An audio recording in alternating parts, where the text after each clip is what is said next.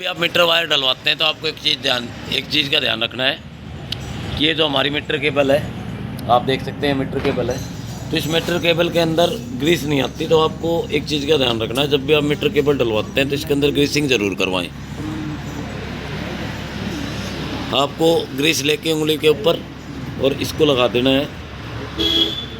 इससे क्या होगा कि जो मीटर के अंदर सिर सिर की आवाज़ बनती है वो आवाज़ नहीं आएगी।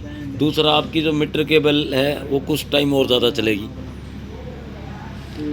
तो आपको इसको ग्रीस लगा के और ऐसे घुमा के फिट कर देना है इसको। इससे आपकी जो मीटर के अंदर जो साउंड होता है वो साउंड नहीं आएगा। आपको इस चीज़ का ध्यान रखना है।